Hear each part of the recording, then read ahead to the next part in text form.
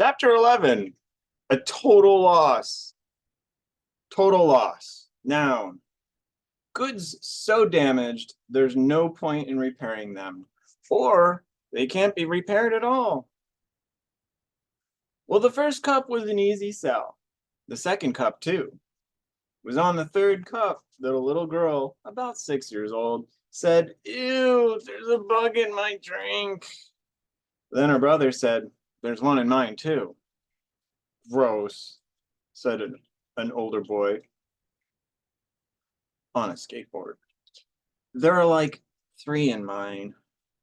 I want my money back, man," he said, dumping his lemonade on the ground. The mother of the little girl and boy looked into their cups carefully. "I think you need to check your lemonade, honey," she said to Evan.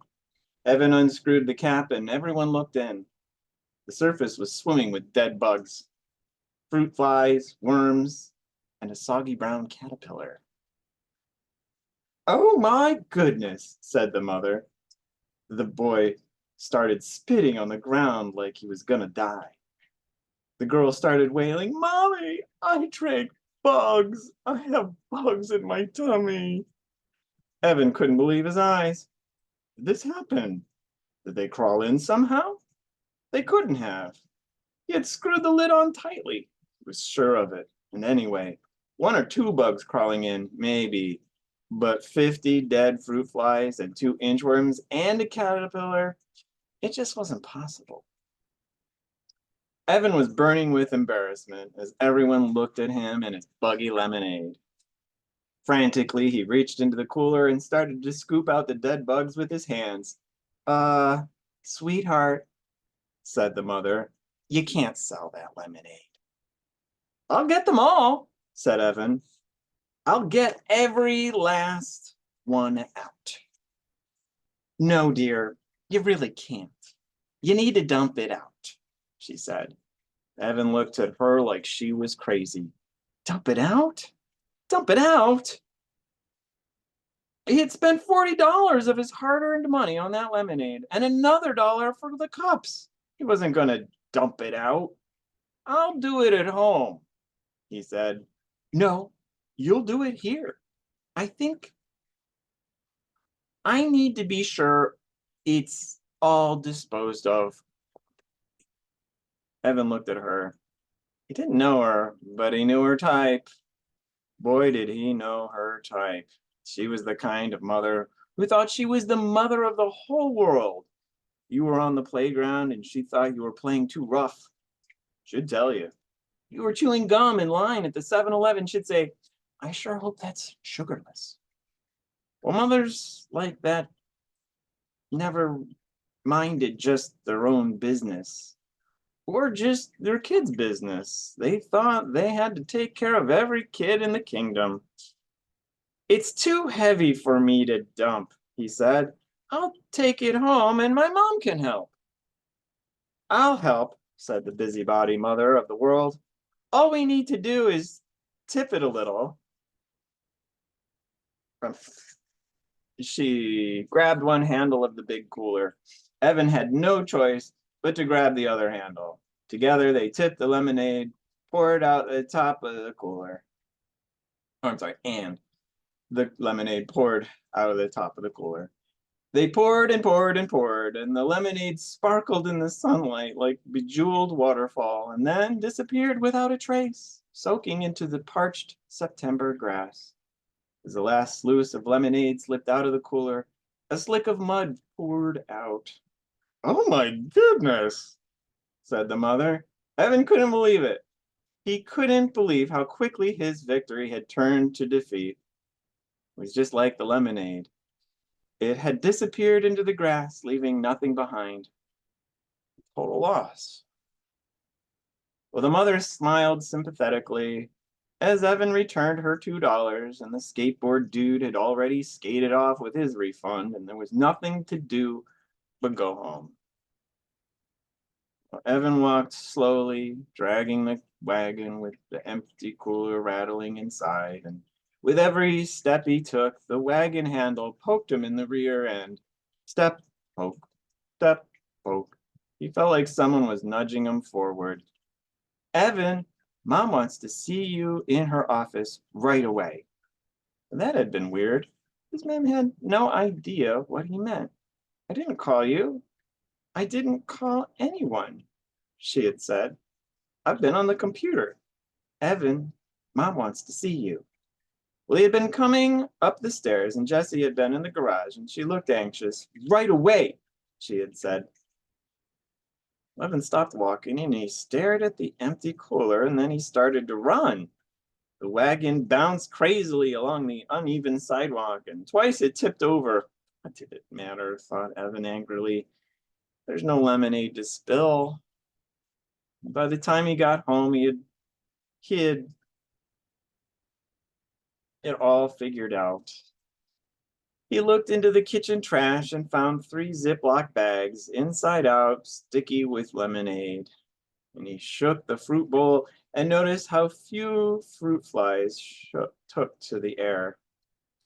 If he had the right materials, he would have dusted the cooler for fingerprints, but there was really no need for that. He knew he knew what he would have found. Jessie was all over this one. Rat, that lousy, rotten, stinking rat of a sister, he shouted.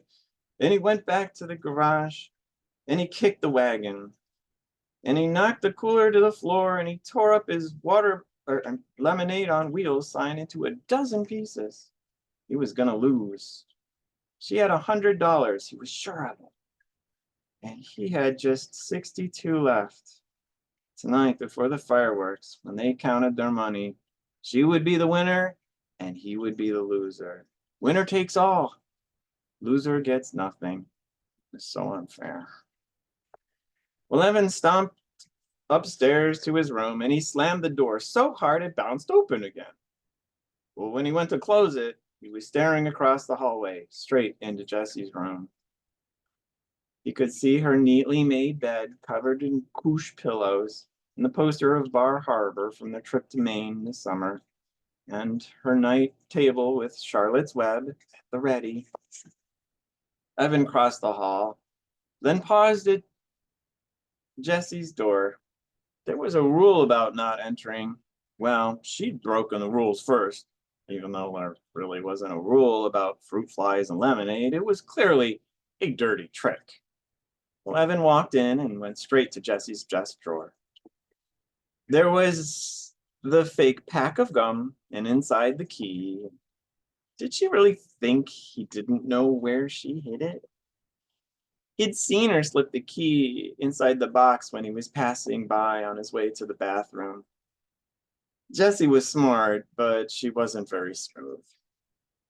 He'd known for months where the key was hidden. He just hadn't bothered to use it.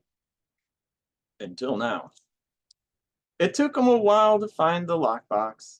He checked the bureau drawers first, and then under the Jessie's bed. But finally, he found it hidden in her closet. Again, not very smooth. Well, Evan carried the key to the lockbox back to his room and sat on the bed. He put the key in the lock and opened the top, and then, the moment of truth, lifted out the plastic change tray. There were a whole bunch of scraps of paper on top, and there was a folded index card too. And Evan moved these aside and found a $10 bill paperclipped to a birthday card, and under that was an envelope labeled pre-war earnings with $4.42 inside it.